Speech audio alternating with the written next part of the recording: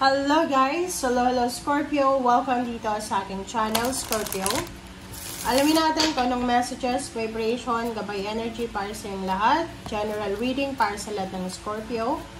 I hope na makuha mo ang energy. Please connect your intuition sa mga barahan na lalabas dito sa reading mo. Scorpio. Okay, first card natin is a no. Wow, bakit ganon? This week, Scorpio, sinasabi ng baraha sa'yo na wag muna. It's a no card. Maghintay, wait. I-postpone mo muna. I-pause mo muna. And it's a no. Okay. So, if something is parang may gusto kang gawin, it's either travel, it's either relocation, it's either action, wag muna. Hindi siya posible sa linggong ito. Okay. Thank you. Scorpio.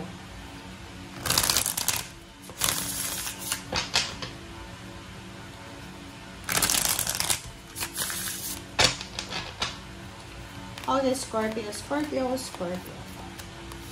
First card natin is Knight of Pentacles. Knight of Pentacles, Scorpio. Sinasabi ng baraha dito na maybe gusto mong maghanap ng trabaho, mag-apply ng trabaho sa linggong ito. Sinasabi ng baraha sa'yo dito na wag muna.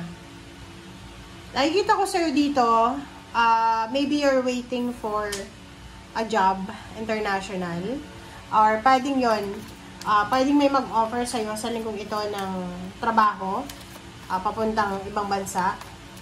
Sinasabi ng baraha sa'yo na no muna daw. Tignan natin kung ano yung sasabihin ng baraha sa'yo.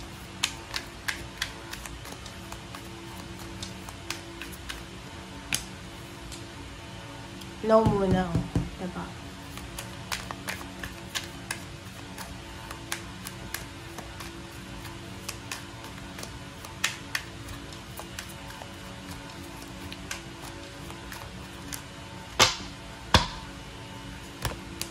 Alright. Wow. Paki-comment sa comment section if you resonated. Scorpio. Yung first card mo dito, it's a no. You need to pause. You need to stop for the moment. You need to wait. You need to postpone. Wag muna. Like for example, may celebration ka na gustong i-celebrate. Or maybe may gusto kang bilhin.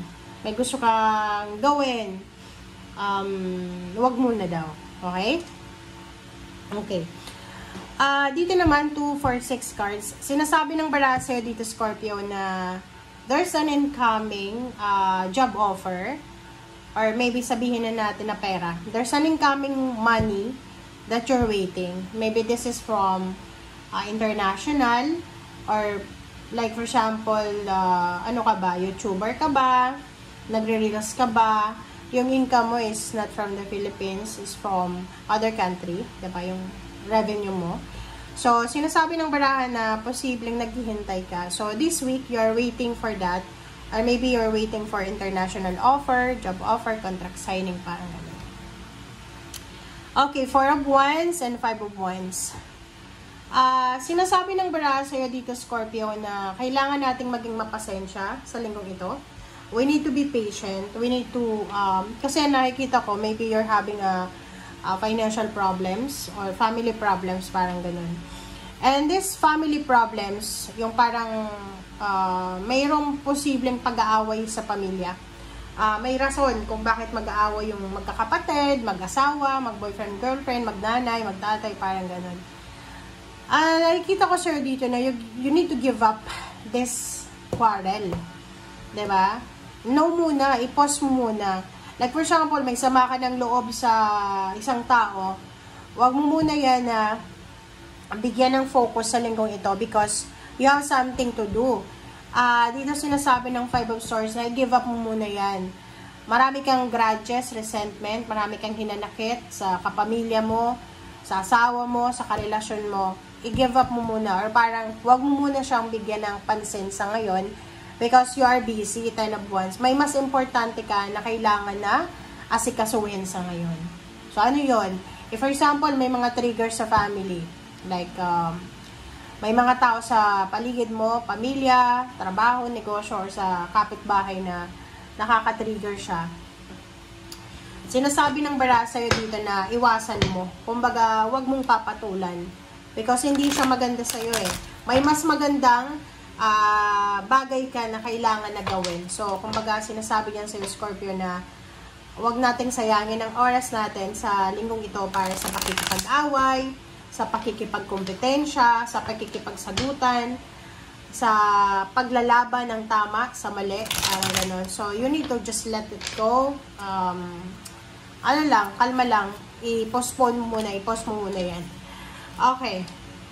The Sun, Knight of Pentacles. So, nakikita ko sa'yo dito na yung hinihintay mo na yan, kung ano man yan na pera na hinihintay mo, kung saan man yan galing, it's either international o local, it's either job offer, it's either nagpautang ka, or it's either ikaw yung umutang. Sinasabi ng barahan na pag natanggap mo yan, sobra-sobra kang magiging masaya. Pag natanggap mo yan, sobrang happiness, fulfillment ang mararamdaman mo. Okay, 3 of Wands. Okay, 3 of Wands. Sorry. Okay, 3 of Wands is Queen of Coins and 8 of Cups. 3 of Wands is 8 of Cups and Queen of Coins. So, sinasabi ng baraha sa'yo dito. Okay. Kung makikita mo dito, Scorpio, may paparating sa buhay mo. There's incoming. Incoming kasi siya eh. Maybe hindi pa sa linggong ito. Maybe August. Or maybe until September siya. August or September. May posibleng makakausap ka. It's either this is your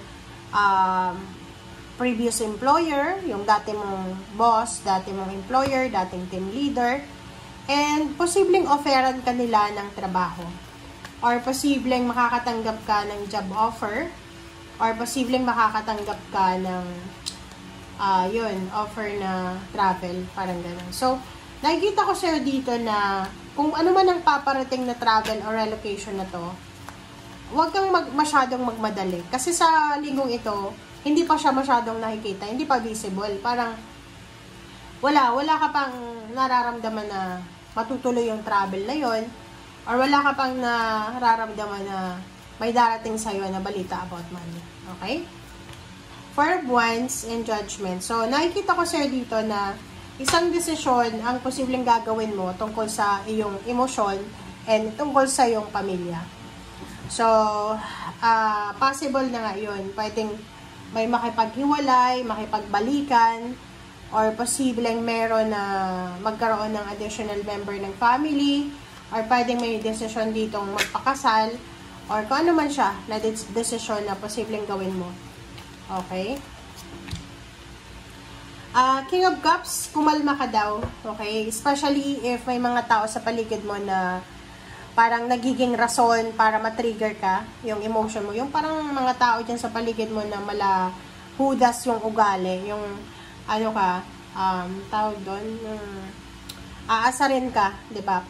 And pag pinatulan mo, ikaw na yung masama. So, dito sinasabi na you need to calm yourself. Kalmahin mo yung sarili mo. Be at peace. Kasi hindi maganda yan eh. Yun nga sabi sa'yo, may mas importante kang bagay na kailangan na ayusin sa linggong ito, gawin. And wala kang oras para makipag-away, makipagsagutan, ipaglaban ng sarili mo, ang tama sa mali, parang gano'n. Just let go.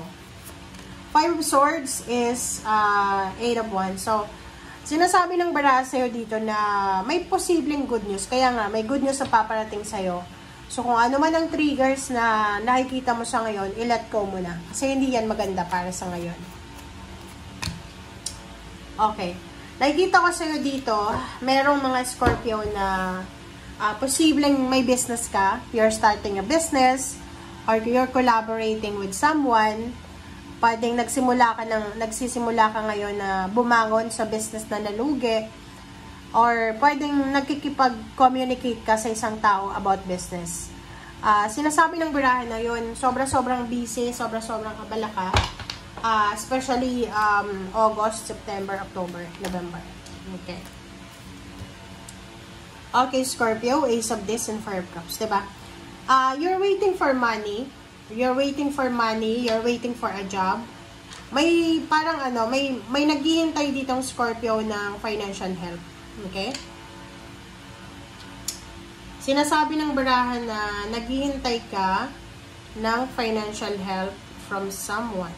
Okay? So, like for example, may nag-send ka ng message sa iyong kamag-anak na kailangan mo ng pera. So, dito sinasabi na you're waiting for that. Or maybe yun nga, naghihintay ka ng job offer.